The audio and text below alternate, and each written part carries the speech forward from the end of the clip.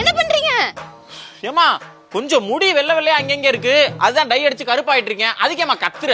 நீங்க டை அடிச்சு கருப்பாக்கனே உங்களுக்கு கேன்சர் வர வைக்கிறீங்க. இது கேன்சரா? ஆமாண்ணே, டை அடிக்கிறவங்களுக்கு நெத்தில எல்லாம் கருப்பாகிறது, கண் பார்வை மங்களா தெரியறது, முகத்துல எல்லாம் அங்கங்க கருப்பு திட்டு விழுகிறது. இதெல்லாம் நல்லதா கெட்டதா? எந்த கெமிக்கல்ஸும் கலக்காம நம்ம வீட்லயே எப்படி ஹேர் டை தயாரிக்கலாம்னு இருங்க நான் வந்து செஞ்சு காமிக்கிறேன். வா வா சீக்கிரம் கீழ வா. அவுரி பவுடர் 3 ஸ்பூன், மருதாணி 2 ஸ்பூன், நெல்லிக்காய் பவுடர் 1 ஸ்பூன், டீ தூள், தண்ணி, இதுதான் தேவையான பொருள். 2 டம்ளர் தண்ணியையும் 2 ஸ்பூன் டீ தூளையும் எடுத்துக்கணும். இது நல்லா கொதிச்சு 1.5 டம்ளர் வர்ற வரைக்கும் நல்லா வத்த விடணும். அதுக்கப்புறம் சூடு ஆறுனதுக்கு அப்புறம் இந்த 3 தூளையும் போட்டு நல்லா கலக்கி இந்த தண்ணியை ஊற்றி கலக்கி 1 மணி நேரம் நல்லா ஊற வச்சிடணும். அது நல்லா பிளாக்காக இருக்கும். அந்த பிளாக் அப்புறம் நம்மளோட தலையில எடுத்து தேய்ச்சிக்கிட்டு தலையில கிட்டத்தட்ட ஒரு 1.5 மணி நேரம் 1 மணி நேரம் வச்சிருந்துட்டு அதுக்கப்புறம் வாஷ் பண்ணோம் அப்படின்னா நல்லா முடி கருப்பா இருக்கும். ஏமா நீ சொல்றலாம் சரிதாமா, ஆனா இப்ப முடி சம்பந்தப்பட்டதுனாலே மருதாணி மருதாணி அப்படின்னு எல்லாருமே சொல்றீங்களே, இந்த மருதாணில அப்படி என்னதான் இருக்கு? இது எப்படிதான் நம்மளுடைய முடிய கருப்பாக்குது? அண்ணே, மருதாணில ரூசோன் அப்படின்னு சொல்லக்கூடிய இயற்கையாவே தரக்கூடிய வண்ண நிறமி ஒண்ணு இருக்கு. அதனாலதான் இந்த மருதாணிய நம்மளோட நரமுடி மாதிரியான பிரச்சனைகளுக்கெல்லாம் பயன்படுத்தணும் அப்படின்னா முடி கருப்பாகும் அப்படின்னு சொல்றாங்க. அடுத்து இந்த அவுரின்னு சொன்ன பாத்தீங்களா, அதை இண்டிகோன்னு சொல்லுவாங்க. அந்த காலத்துல எல்லாம் இந்த அவுரி செடியில இருந்துதான் நீல கலர் சாயம் எடுத்து இந்த நூலுக்கு துணிக்கெல்லாம் சாயம் தயாரிச்சிருக்காங்க. இதுலயும் இயற்கையான வண்ண நிரம்பியா ஒரு நிறம் இருக்கிறதாலதான் இதையும் முடிக்கு பயன்படுத்தணும். அடுத்து இந்த டீ தூள் சொன்ன பாத்தீங்களா, இதுல தி பிளாவின்ஸ் தி ரூபிகின்ஸ் அப்படின்னு சொல்லக்கூடிய டார்க் கலர் தர்ற மெட்டீரியல் இதுல இருக்கு. அதனால இதுலயும் இயற்கையாவே வண்ண நிரம்பி இருக்கிறதாலதான் இதையும் ஹேர் டைக்கு பயன்படுத்துறோம். இது எல்லாத்தையும் தாண்டி நெல்லிக்காயை பயன்படுத்துறோம். அது என்ன நிறத்தையா தருது இல்லையே அப்படின்னு கேட்கலாம்.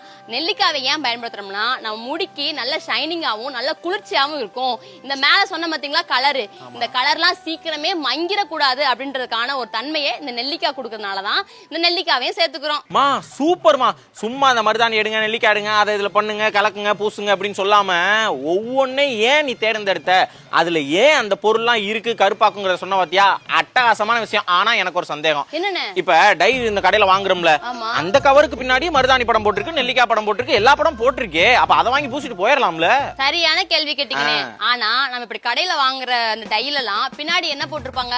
அமோனியா கலந்திருக்கு, பெராக்சைடு கலந்திருக்கு, டோலுமின் 25, பாராபெனிலின் டயாமின், ரெஸ்கார்ஸ்பினால், இப்படி நிறைய வேதி ரசாயன பொருட்கள்லாம் கலந்திருக்கு அப்படின்னு சொல்லி போட்டிருப்பாங்க. அப்போ இதெல்லாம் கலந்த ஒரு இதை நம்ம தடவணும் அப்படின்னா நமக்கு தோல் எரிச்சல் வர்றது, இந்த கண்ணுல தான் கருப்பு கலர் திட்டு வர்றது, அப்புறம் சில பேருக்கு சுவாச கோளாறு வர்றது, சில பேருக்கு சிறுநீரக பிரச்சனை வர்ற வரைக்கும் கொண்டு வந்து விட்டுருது. ஏன் கேன்சர் வர்ற வரைக்கும் வாய்ப்புகள் நிறைய இருக்குது அப்படின்னு சொல்லி ஆய்வுகள் மூலமாவே கண்டுபிடிச்சிருக்காங்கண்ணே.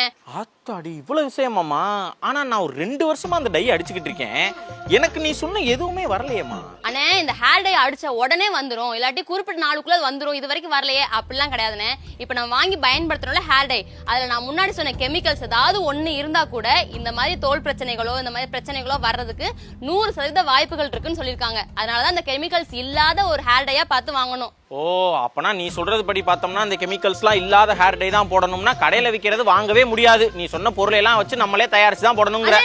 அப்படிலாம் இல்லண்ணே. இப்ப கடையில நம்ம போய் ஒரு ஹேர் டை வாங்குறோம் அப்படின்னா அதுல பிபிடி இல்லாத ஒரு ஹேர் டை இருக்கா, அமோனியா கலக்காத ஒரு ஹேர் டை இருக்கா அப்படின்றத பார்த்து கூட வாங்கலாம். இப்பெல்லாம் நிறைய கடைகள்ல நேச்சுரலாவே இந்த ஹேர் டை தயாரிச்சிருக்கோம் அப்படின்னு சொல்லலாம் போடுறாங்க.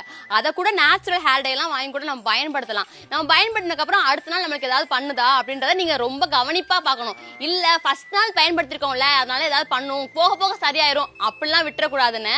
நம்ம ஃபர்ஸ்ட் நாளே நமக்கு ஏதாவது பிரச்சனைகள் வந்துச்சு அப்படின்னா அது வந்து தொடர்ந்து பயன்படுத்தாம அப்படியே விட்டுறது நல்லது. சரிமா சரிமா, அந்த டைய பத்தி இன்னைக்கு தெளிவா சொல்லிட்டேன். நான் என்ன வேணும்னாமா அடிச்சுக்கிட்டு இருக்கேன், என்ன கல்யாணம் கூட ஆகல. இந்த இளநரை தான் பேரு, வெளியில பாக்குறது கருப்பா இருக்க மாதிரி இருக்கு, லைட்டா தோன்றும்னு வச்சுக்கவேன் அம்புட்டு வெள்ளை முடி இருக்குமா.